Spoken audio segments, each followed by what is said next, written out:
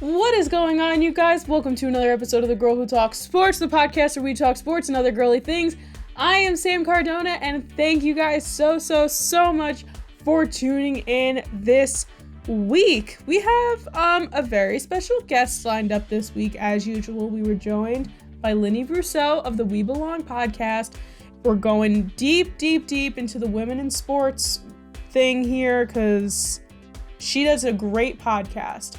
Interviewing people, women involved in different aspects of sports, whether it's the business side of things, the media side of things, the actual physical sports side of things.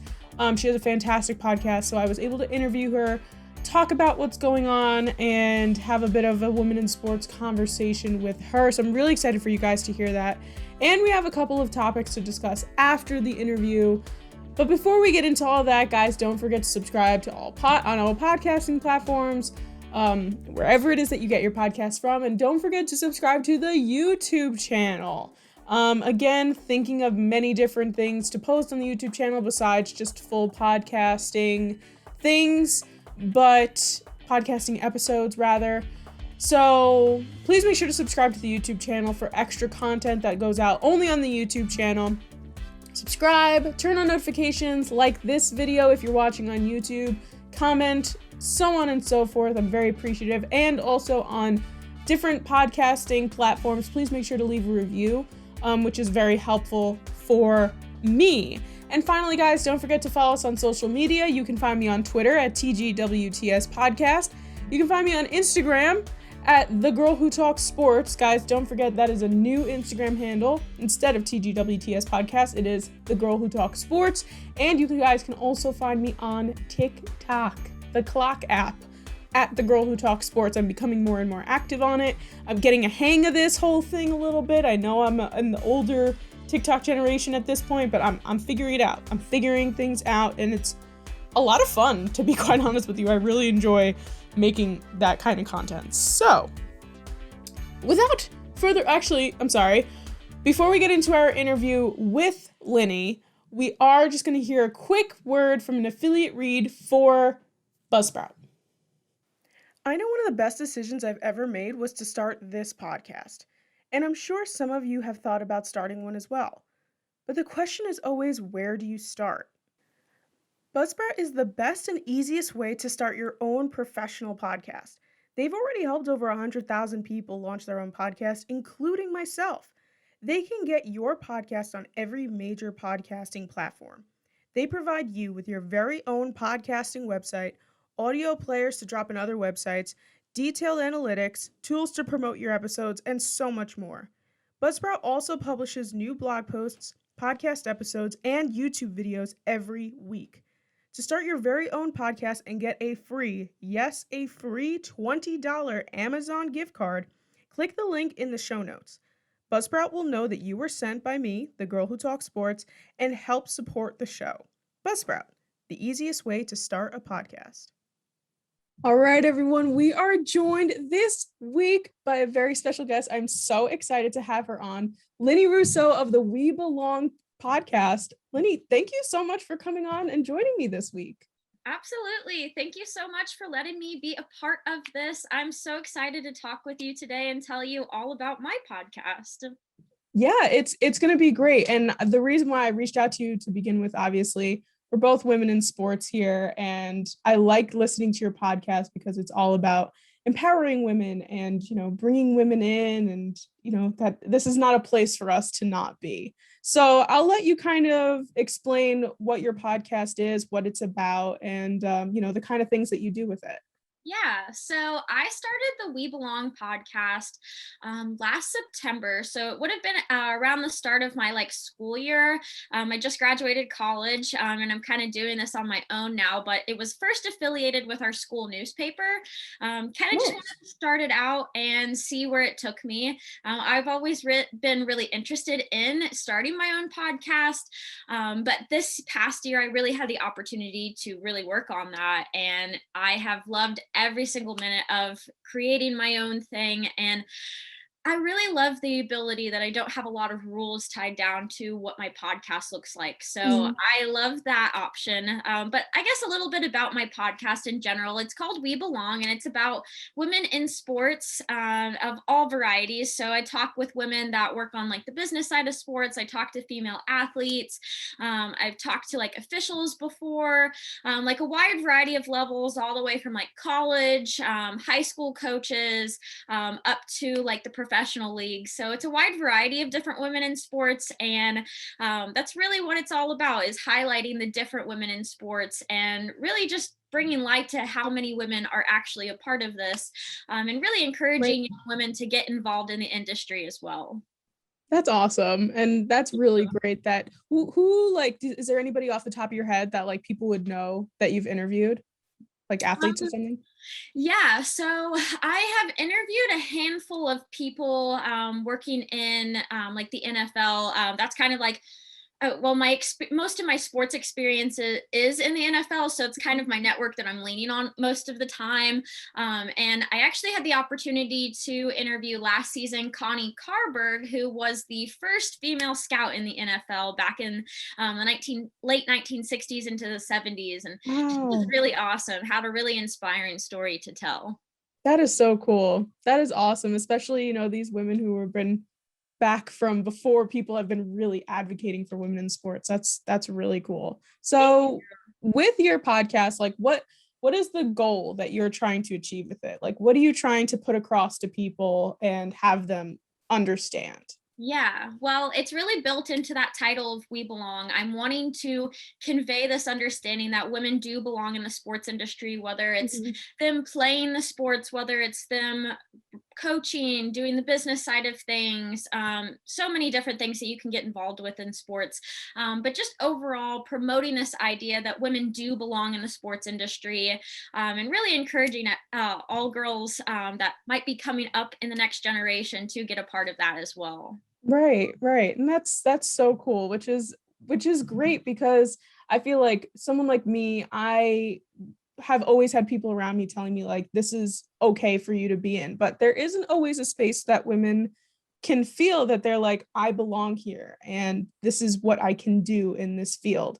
So I do owe you congratulations. You just graduated from college, which is really exciting. Did you study anything in school for sports or anything along those lines? Yeah, so I went to Marian University in Indianapolis. It's crazy to think graduation was already over a week ago. Time is flying. But I actually studied communication. So it was a more general degree, but I Yep. really liked that. And it panned really well with my different experiences that I did. I did an internship for a semester with our athletic department at Marian. So that was more doing like sports reporting kind of thing. And then after that, I had the opportunity the last 2 years to work with the Indianapolis Colts in a couple different positions. So that's kind of what I've been doing. I've been tying that with what I'm learning in the classroom, and it's worked out really well for me so far. What was your experience like with the Colts? What like was your job there? Yeah, so an absolute dream come true. I'm Oh, from that's awesome. Indianapolis, so it's literally been a dream since I was 5 years old to work for the Colts. So truly a dream come true the last 2 years. My first year, I worked in their events department, so I helped out with different things that we had going on in the summer. So we had certain summer events that I helped out with, along with our NFL training camp. The Colts go all out for their fans on that. And so I got to do a lot of fan interaction within that. And that's really where I knew that where my place was in the sports world, because to me, I love getting to interact with the fans. The fans really do make up what I get so excited about in the world of sports. And so having that opportunity really opened up a lot of doors in my brain about kind of what I wanted to do after college. So I did that for 1 year, got to do some really cool game day stuff with them as well, working on the event side of things my first year. And then the second year, unfortunately, because of COVID, things were obviously very different. Right. But I had the opportunity to work with their guest relations department, which kind of falls under their ticketing side of things, and so I did a lot of like helping out with mobile ticketing, helping people get into the stadium if they were having any issues with that. So that was a really cool experience, and again, I just really loved getting to work with the fans. It really does kind of feel like your family when you're in there for game days, and so I truly have been so honored to get to do that the last 2 years. That is so cool. That is just such a fun thing. And the fact that, you were able to go to so many different like things involved, because like I feel like not a lot of people know the amount of things that go into, Yeah. working for a NFL organization, basically. Yeah. It's funny that you said you studied communications. I also studied communications in college, and I did it mostly because I just didn't really know where I wanted to start. And it's such a great broad major. And then once I realized, I was like, oh wow, sports are fun. I like talking about sports. Like, I guess I'll just start concentrating on that. So I enjoyed it. I really did. And I feel like there's a lot of different things in communications that Absolutely. Yeah. you can like focus on that isn't just, being in media or anything like that. Like you could do anything really with a Yeah. communications degree. So Yeah. that's really cool. That's really awesome. So Yeah. so you're a Colts fan. Let's Big let's Colts throw fan, yeah. football talk into here. You guys got a new quarterback with Carson Oh, Wentz. yeah. What are your thoughts on that? It's a good question. Obviously, I'm not putting too much opinion on that until I get to see him on a game day. But Very fair. I feel like if he can thrive in any offense, I feel like Indy is going to be the place for him to do so. So if he's going to do it, it's going to be here, and it would be really exciting to see all of that come to fruition. We also signed we signed Eric Fisher in the last few days too. Okay. Our offensive line's kind of getting built back up, so I'm excited for the season. Yeah, that I mean, what were your feelings? I mean, I know I have a friend who's an Eagles fan who loved Carson Wentz, so she had her feelings about him leaving. When you finally heard the news that Carson Wentz was going to be your new QB, what were you feeling? Yeah, well, I spent a lot of the portion of the off season when all of the Matt Stafford stuff was going on. I was like, that kind of makes sense for him to come here. So a lot of that time frame, I was like, this is what I think is going to happen. And then we end up signing Carson Wentz.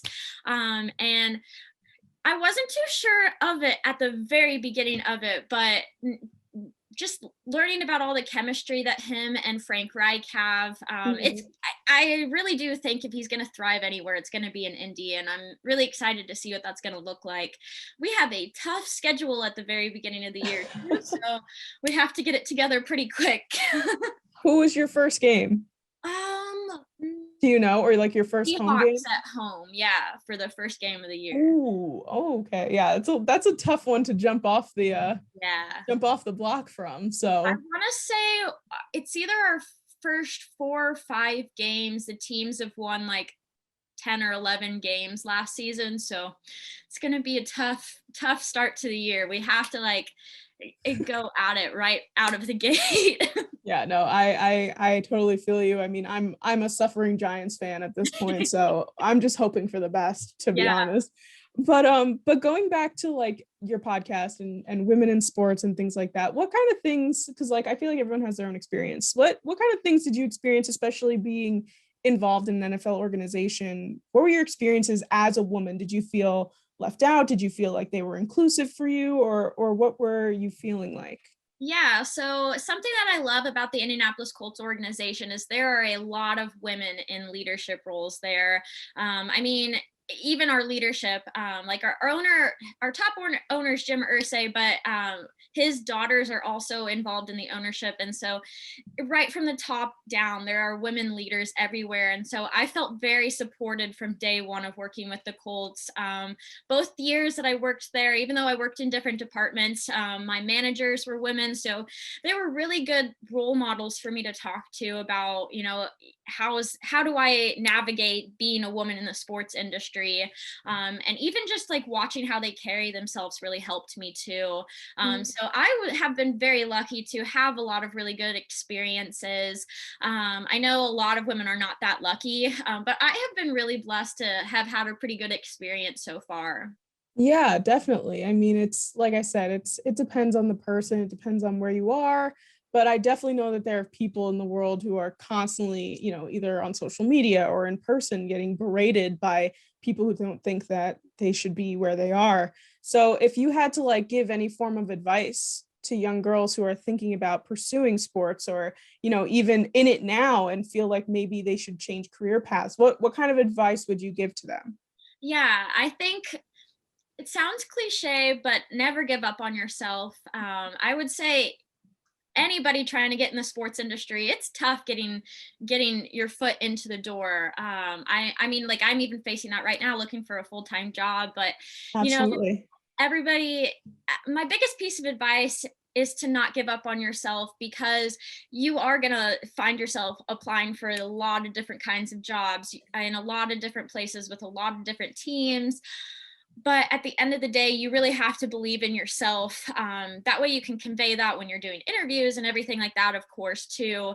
But don't let anybody stand in your way from reaching those goals. And that goes for any sort of passion that anybody has, that might not fit the societal norms. Mhm. Go after what you're passionate about. And I've learned that if you choose that, usually everything kind of falls into place. Yeah, no, it really is tough, especially when people are telling you certain things. But I totally agree with you. I found just being confident, and you can just put yourself out there, and that's kind of the way men are. They just throw their opinions out there, and people will be like, okay, yeah, I feel what he's saying, just because he's so confident in the way that he says it. So obviously that is definitely something that women can do, because there's so much confidence in women, and when they pull it out, it's like people are like, women could rule the world. You know Yeah, what I mean? Like yeah. it's so amazing the things that women can do, especially in a very male dominated field. So I definitely agree with you. And I feel like that is the main thing, is like, don't give up, just keep doing what you're doing. And again, not just in sports, just in any sort of place that you feel like maybe you don't belong. But that's really important. And I'm think that little girls definitely need to know that, especially at this point in time. So I'm glad that you put that out there. If you had to choose, not just like your favorite woman in sports, but maybe ones that you've interviewed and you've interacted with, who would you choose as like someone that you feel like, oh my God, this woman is just outstandingly amazing? Yeah, so I was actually really blessed at Marion, at the college that I was at, to I didn't really interact with her every single day, but I got to see her a lot in the kind of athletics department and everything like that. But our women's basketball coach, Katie Gerald's, well, I guess she just left us this off season. She's now going to be the well, I guess there's this like pathway where she's going to be the assistant coach this year, and then she'll take over as the head coach of the women's Purdue basketball team.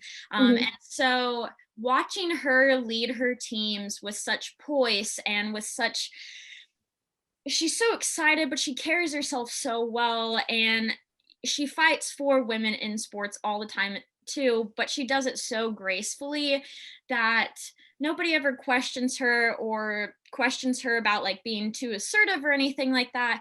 And so even though I haven't got to interact with her myself a lot throughout the last 4 years, during my time at college, she has really made such an impact on me just by being herself.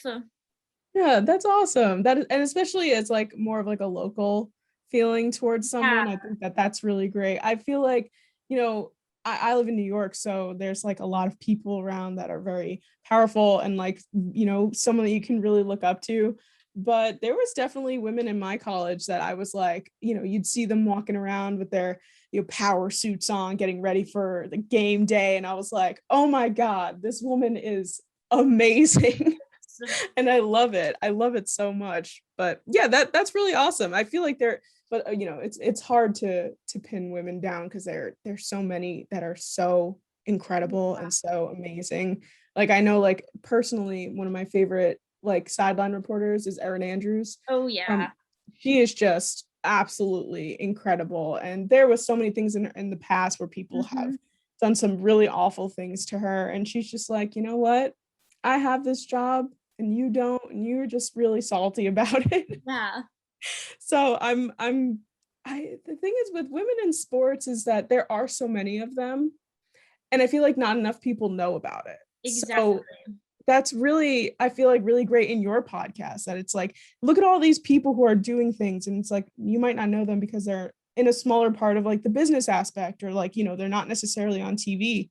So I really like that part of your podcast, and I think that that's great. So I know that you're putting up your season 2 pretty soon, right? Or is it this week? Yeah, this week, my first episode of season 2 will come out on Wednesday, and then it's going to be on a weekly basis, on every single Wednesday. I think I've scheduled it out the next 14 weeks, and so I'm pretty excited about that. I'm so excited for this first episode.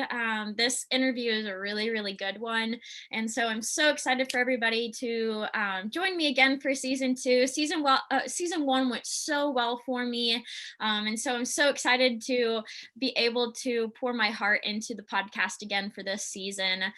This season is going to be really based on inspiration. I know the world is facing a lot of burnout right now in general. And so something I'm really wanting to focus on is how people stay inspired despite burnout or despite so many other challenges that they might face in the sports industry. And so we're going to learn a lot about deep inspiration this season. So I'm really excited about it.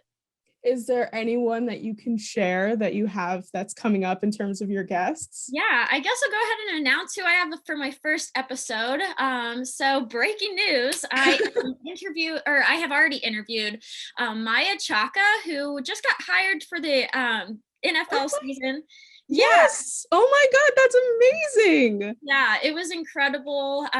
For those of you who don't know, she is the first African-American female NFL official. She just got hired, I thought she just got hired this offseason, but she's actually been in training, and they just gave her the clearance this year to start fully doing the officiating stuff during the full regular season and everything like that. And she has quite the story to share. I left that conversation so inspired and so motivated to go change the world after talking with her. So I'm so excited for everybody to get to hear that. Oh my God, that is amazing. That is so cool. That's an amazing guest to have on your first episode of your new season. I'm super excited about it. Yeah, that's awesome. And you have 14 or 13 other people that you've had lined up. That's amazing. So in terms of networking and stuff, how do you usually reach out to your guests? How do you, get in touch with these people that, maybe people don't even know that they're available to reach out to? Yeah, that's a great question. I rely pretty heavily on the power of social media. And so I really focus in on Instagram and LinkedIn when I'm looking for guests. A large part of my sports industry network can be found on LinkedIn. And so most of the time, if I see somebody post something really inspirational, or most of the time I've been following the people for a while before I ask them to be a part of the show. And so I'll just send them a message asking them if they're interested. Sometimes they don't get a response, but for the most part, people are really excited about talking about what they do in the sports world. And so people have been really responsive to that, and I've loved that. So I do a lot of it on LinkedIn, but then I do a lot with my Instagram page too. I have an Instagram page for the podcast, which I think it's at webelong.podcast. But that's kind of where I find a lot of people as well. Yeah, for sure. I think that a lot of people underestimate the power of social media. I mean, even just us talking to one another right now over Zoom would have never happened if it wasn't for Instagram. So I think that that's really important. But Linny, this has been fantastic. What other things from your podcast can you share before we kind of wrap things up? Yeah, so this season's going to be a little bit different than previous, I guess last season. Most of my episodes last season were kind of 2 interviews, but I'm going to make every episode now just 1 interview so we can really bring the attention to one person at a time. So I'm excited about that.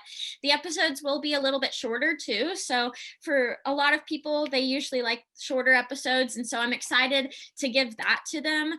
And I think that's been the best part about creating my own podcast, is that you really can just do whatever you want. You don't have to have a lot of structure to it most of the time. And if you want to change things up, you can. No one's stopping you. That's the best part of doing your own podcast is Yeah. nobody's really telling you what to do. And Yeah. and I also just wanted to ask you in terms of the fact, I know you just graduated less than 2 weeks ago, but do you have a career path in mind, or do you have places that you're thinking of applying to? Yeah, so I am in the application interview process Mhm. with one NFL team right now. And so I'm kind of hoping that all works out for me. I don't want to jump too far ahead That's to fine. speak about that, but I am kind of hoping that all works out. But if it doesn't, I'm wanting to stay somewhere in the NFL. There's so many teams, so many different communities to be involved with. And so I'm just leaving it all out there. I am open to working in sports outside of the NFL, but a lot of my expertise and passion is within the NFL. And so that's kind of where I'm hoping after everything's all set and done. But yeah, that's kind of where I'm at in the process of that. That's awesome. That I we are in the same boat though, because that's how I felt when I graduated from college. I was like, I'm so NFL driven. I feel like I need to get a job in the Yeah. NFL. So why don't you let everyone know where they can find your podcast, whatever platforms and things like that. Yeah, I'm on pretty much any streaming service. If you just type in We Belong, I know for sure Apple and Spotify are on there, but you can also catch me on like iHeartRadio. I think Pandora. There's so many different streaming services that you can find the podcast at. But you can also stay connected on social media. I do have an Instagram, a Facebook page, and a Twitter page for the podcast. The community is something that has been so incredible about the podcast as well. So feel free to check that out and get a part of the community. We are filled with incredibly inspirational women that, just have such good insight to tell everyone, and everybody just kind of builds each other up. And I think everybody needs a little bit of that. Yeah, absolutely. That is one of the best things about being a woman in sports is the amount of other women and other people that are just there for you. And it's Yeah. just such a comforting place to be. I mean, I'd have made friends through this whole podcasting experience that I would have never been friends with. So it's fantastic. But Lenny, I appreciate you so much for coming on and talking about your podcast, breaking the news that you're having an outstanding guest on your first episode. But thank you so much. I really, really appreciate it. Yeah. And everybody, we are going to go back to our regular scheduled podcast programming. Thank you so much. Imagine it was possible that local fresh groceries could be delivered right to your front door. You would have so much free time, you could listen to more of The Girl Who Talks Sports. Instacart gives you unlimited grocery delivery for one low monthly fee. Better than what those other guys who nickel and dime you do whenever you use their app. Instacart can deliver to your front door in as little as 1 hour. You're not even tied down to one store. You can shop multiple stores, find deals in your area to save some money, and shoppers hand select your items based on your preferences. So don't worry, they'll keep your gentle items like your eggs safe too.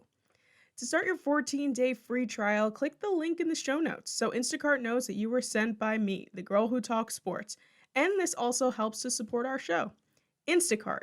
Never step foot in a grocery store again. All right, guys, that was Linny Rousseau of the We Belong podcast telling it straight to us in terms of inspiring. We got the lowdown on who her first guest is going to be on her first episode of season 2, Maya Chaka, which is like the coolest thing ever. I am so excited to listen to her brand new episode talking to this groundbreaking woman in sports. So I hope you guys enjoyed. And now we are going to get more into our show. We have only a few things to talk about this week and only one segment, which is our first segment on the show and my favorite segment on the show, Tea Time.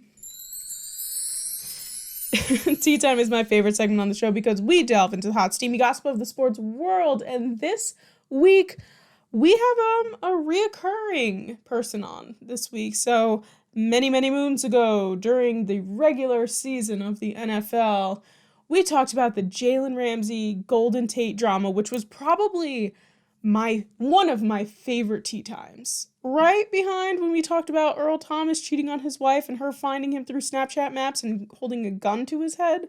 That was a whole other tea time. But Jalen Ramsay and Golden Tate drama, that was a really fun tea time to do. And Jalen Ramsay is back. Jalen Ramsay is back in the news here. To make this a short and sweet, he is beefing with Bears fans. Longer story.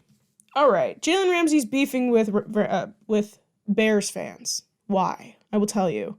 So, during the regular season, the Bears played the Rams. The Rams beat them 24-10. Now, there was a moment in the Rams-Bears game where Darnell Mooney, who is a wide receiver for the Bears, was going up against Jalen Ramsay, who is a cornerback for the Rams, going head-to-head, and Mooney shook him pretty well, took off down the field. Nick Foles threw the ball, and unfortunately it was an incompletion for the Bears, therefore kind of making it more like a forgettable play. So, obviously not a really big deal, but for someone like Jalen Ramsay, cornerback, you don't really want to get shaken by a wide receiver. You are the one who want to be doing the shookin'. So, it's something, obviously, that sticks with him, and people have been bringing up the fact that Darnell Mooney was someone who was able to do that to Jalen Ramsay, one of the best corners in the league. I really have to sneeze, and my nose is, really stuffed up right now. Oh, that feels a lot better. I appreciate if anybody just said bless you. All right, I'm not even going to edit that out. That's a real life moment right there. Okay. Darnell Mooney, obviously, versus Jalen Ramsay. Where was I? Oh, yeah. Darnell Mooney, on his Wikipedia page, as Bears fans have been bringing up on social media, tagging Jalen Ramsay in, which is probably what started this whole thing to begin with, is that on Darnell Mooney's Wikipedia page, I don't know if it's still there because they're pretty up to date with keeping things fresh on those pages, but someone edited into the page that Darnell Mooney had one child, and his child was Jalen Ramsay. Now, obviously, Jalen Ramsay isn't actually Darnell Mooney's child. He's just, it's more of the diss that he was able to do that. So people have been bringing that up to Jalen Ramsay. Jalen Ramsay, at first, I kind of was like, oh, he's taking this really well. He's doing a really good job. He kind of just commented on someone's thing and said it was a great double move by him, but still an incompletion, lol. Still a little bit salty. He throws the fact that it was an incompletion, but he respects the fact that it was a great double move by Mooney. Now, gotta pull my phone out for this one. Now, I really thought that would be the end of that. However, Jalen Ramsay, obviously a petty man, couldn't just leave it there. He couldn't. He had to post something on his Instagram story where he said, "Can't wait till week 1 so all these lame-ass Bears fans can shut the F up about their number 2 wide receiver. It's funny because they know better." Jalen. Oh, someone call the police. He's trying to murder these people. Jalen Ramsay versus the Bears. Let's be real. So I was unaware that the Bears were playing the Rams week 1. This is a very fun storyline. And obviously, the one thing that I wouldn't want Jalen Ramsay to be versus my team was angry. A motivated, mad, scary Jalen Ramsay is it's a force to be reckoned with, basically. So odds are, since Allen Robinson did sign the franchise tag for the Bears, my guess would be that Allen Robinson and Jalen Ramsay would be the connect there in this week 1 game. Jalen Ramsay wouldn't be going up against their wide receiver number 2. They'd be going up against their wide receiver number 1. So that, that's obviously not the storyline here, but if Jalen Ramsay does end up somehow getting into the mix with Darnell Mooney, he's not going to take it lightly, because we have seen the history of Jalen Ramsay throughout his years in the NFL.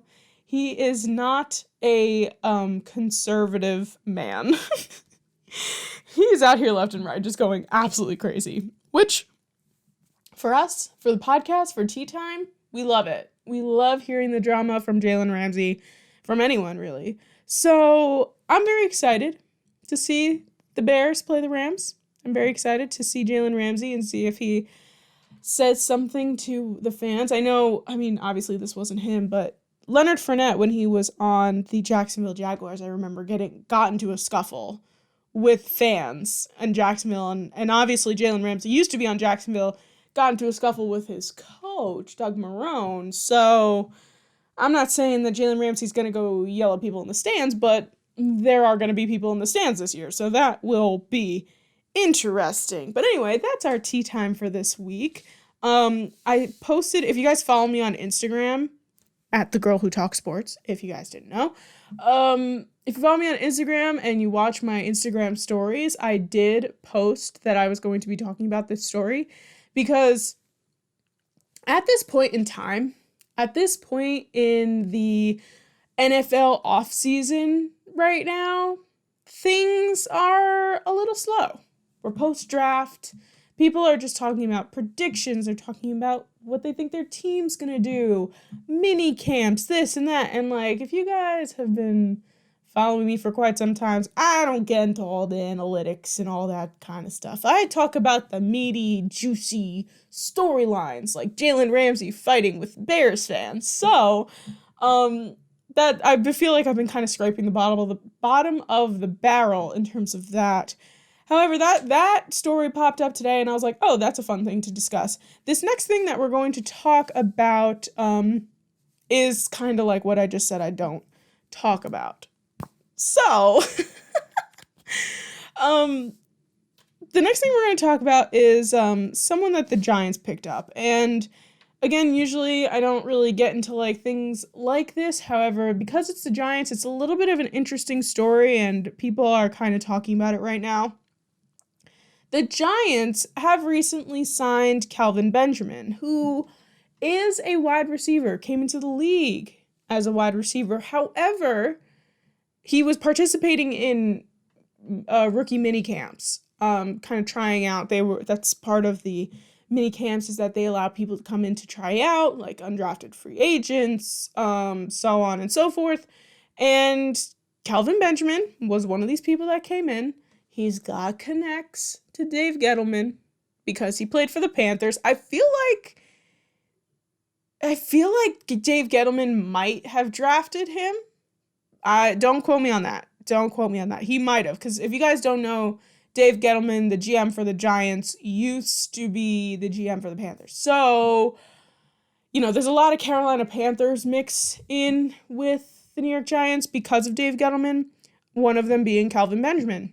So the big news here that people are discussing is the fact that he tried out as a tight end and not as a wide receiver. And obviously with all this Tim Tebow stuff, coming out of a quarterbacking job to be in the tight end situation here, people are switching to tight end and people are talking about that. Again, slow news days for the NFL world right now. We're just kind of speculating at this point. We're just talking about things and we're like, oh, this person might go here and this person just went here and blah, blah, blah, blah. So I wanted to talk about Kelvin Benjamin because I feel like I need a little bit of a Giants corner for myself right now. I talk a lot about the Giants off of the podcast. I go on a lot of different shows to talk about the Giants or the NFC East or things like that. But I feel like on my actual podcast, I don't focus in on them that much. People just ask me because I happen to be a Giants fan and I'm very passionate about that. But this whole thing here is the fact that the Giants roster is so crowded right now in terms of our offense.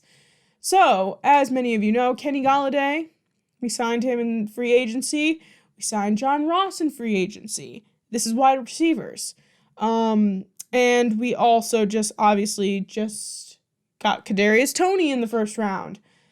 And we still have Sterling Shepard, and like our wide receiver mix is getting a little bit busy, and our tight end mix is getting a little busy as well.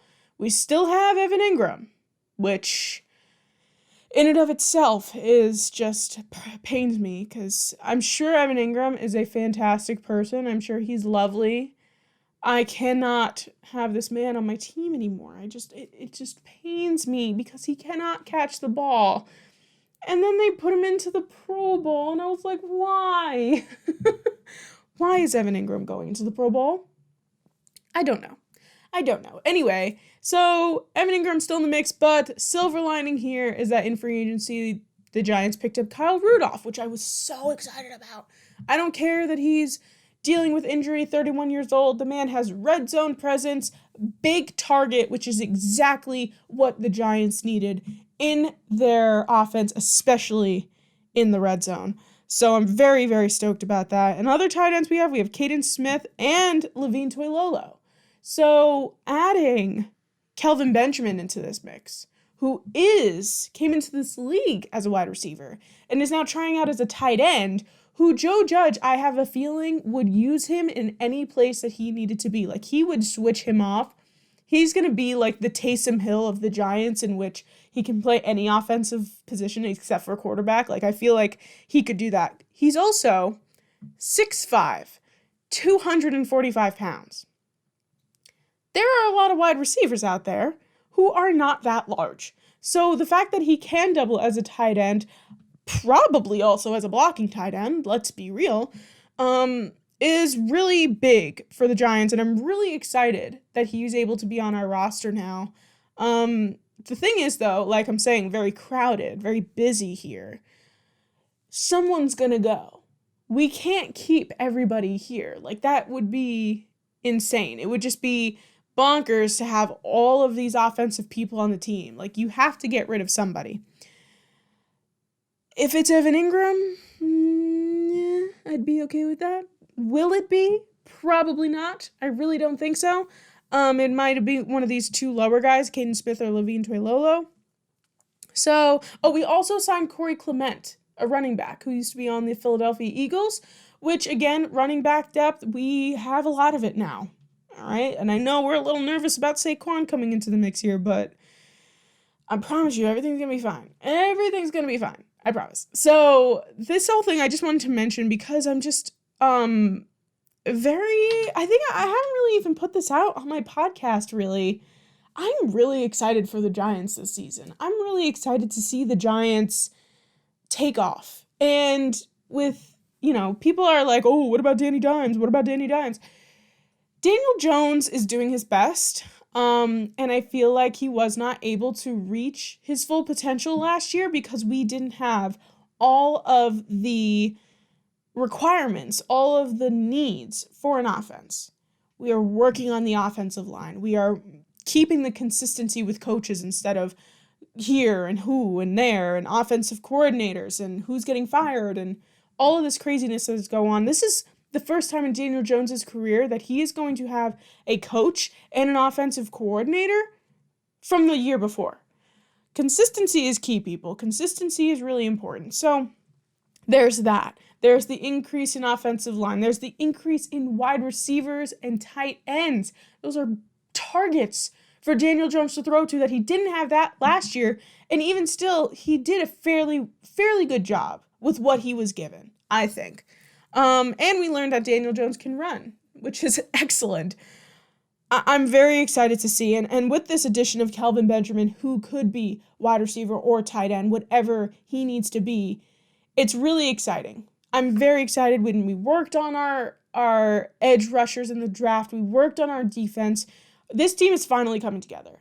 And I just wanted to talk about this. I just wanted to share how excited I am for the Giants this year. I know not everyone is a Giants fan, but I really am just stoked about it. And it's going to be a blast. It's going to be great. And the NFC East, I feel like, is getting a little bit more competitive in this year.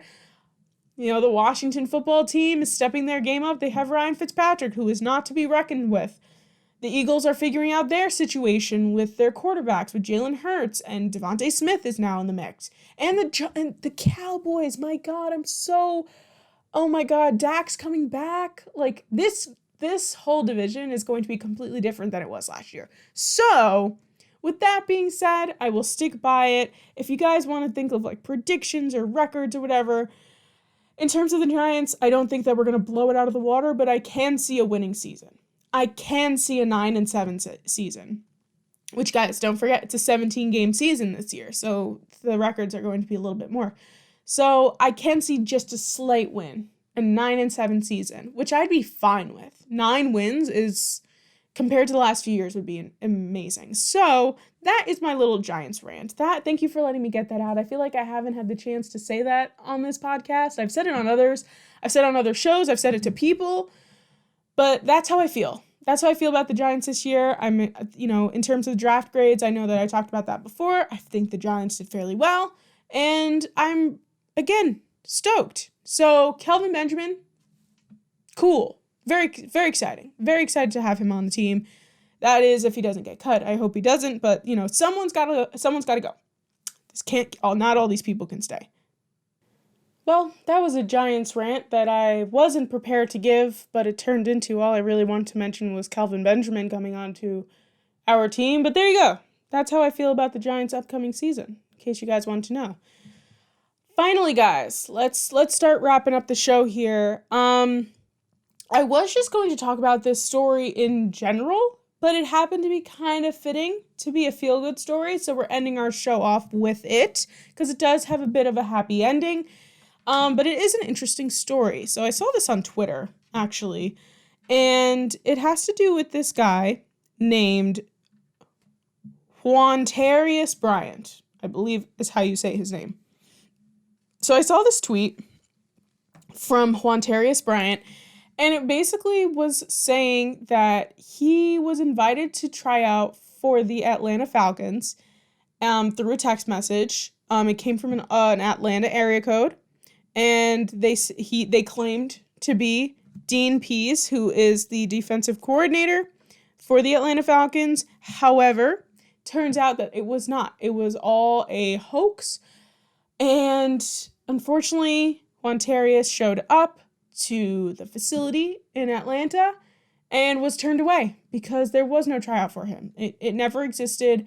Someone was just, I don't know if it was a prank or they were just doing it for another reason. I couldn't imagine why you would want to do that to someone, but he was super embarrassed by it, and he put out this nice long, what looks like the Declaration of Independence, to be quite honest with you, but he put out this tweet.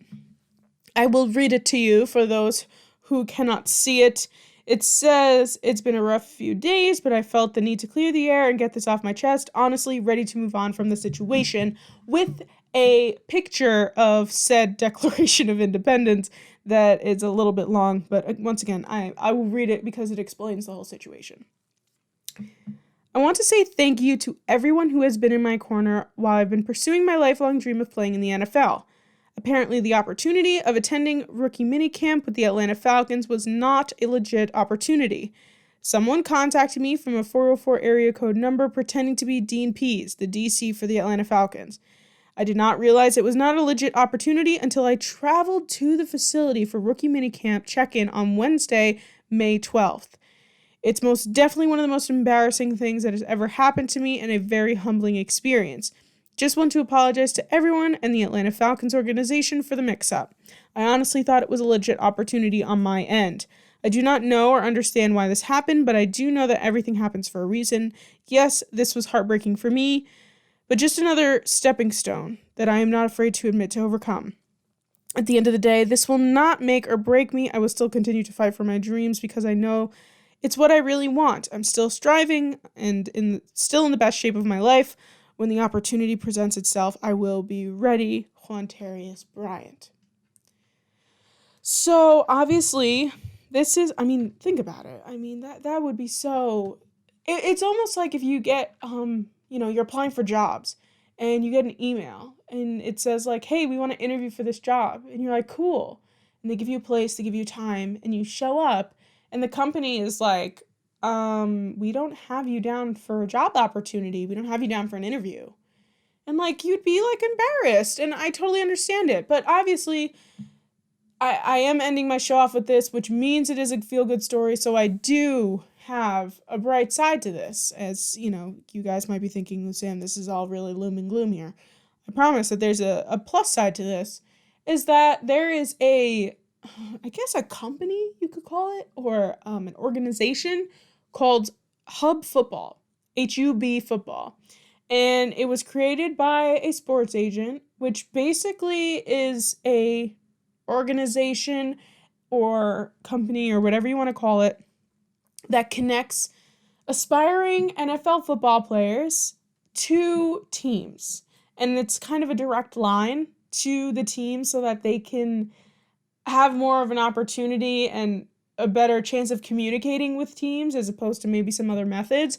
So this organization has brought Juandarius Bryant in and has scheduled him and other football players to be in a workout where they do, whatever they need to do in terms of drills, and a bunch of NFL teams come to watch, and the Atlanta Falcons are going to be one of those teams that is going to come and watch Juandarius Bryant at this Hub Football workout. So, the bright side of things is that, whoever did this to him, it really is weird and unnerving that they would do that to someone, but now Juandarius Bryant has a shot in the NFL, and I think that is really nice. I think that that's really exciting for him, that's exciting for the other people involved, and yeah, so that is our feel-good story. That was a bit longer than usual. That's our feel-good story of the week for this week, and guys, that is going to do it for our show this week. I hope that you all have a lovely day, and again, guys, don't forget to subscribe on all podcasting platforms, subscribe to the YouTube channel, turn on notifications, comment, like videos, all that jazz. And don't forget to follow us on social media at TGWTS Podcast on Twitter and at The Girl Who Talks Sports on both Instagram and TikTok. So the clock app, as I continue to call it. So guys, I hope you all have a fun, fantastic sports-filled day, and I will see you guys next week. Bye!